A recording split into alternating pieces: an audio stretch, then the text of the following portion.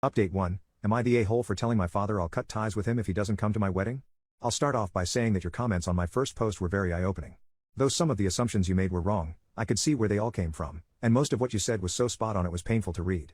Someone said that my father doesn't see me as a person, but as an extension of himself. That one hurt the most because it's the best definition of my relationship with my father I've ever seen. My father wasn't neglectful in the traditional sense. My parents divorced when I was 7 years old, and my mom had primary custody of me and my sister, but we still went to his place several times a week. My mother is a teacher and couldn't raise us on her salary alone, so he was our main financial supporter even after the divorce. Because of all of this, he seems to believe he was the best father ever. Whenever we fought, he always insisted I was wrong and ungrateful.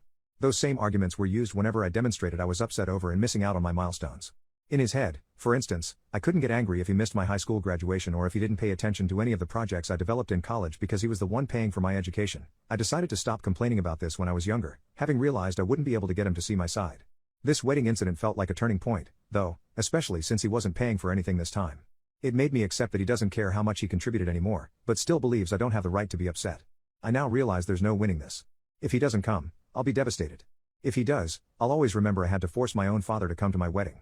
At this point, I'm not even sure which is worse. A few days ago, I had a discussion with my father over the phone in which I expressed all of the above and more.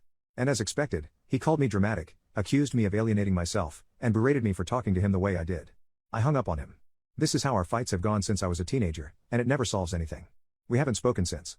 I sent him a long text basically saying I didn't want to hear from him until he was ready to both give me a sincere apology and own up to the status of our relationship. Is his fault? This is all wishful thinking. I really don't think either are gonna happen. I love my father, and I know he loves me to bits, but I can't do this anymore. He's been around my entire life and still barely knows me for who I am. It's his turn to make that effort. Right now, I'm trying to muster up excitement for my wedding. I lost most of it these past weeks. My fiancée, my mom, and my friends are all trying to cheer me up, and it's starting to work.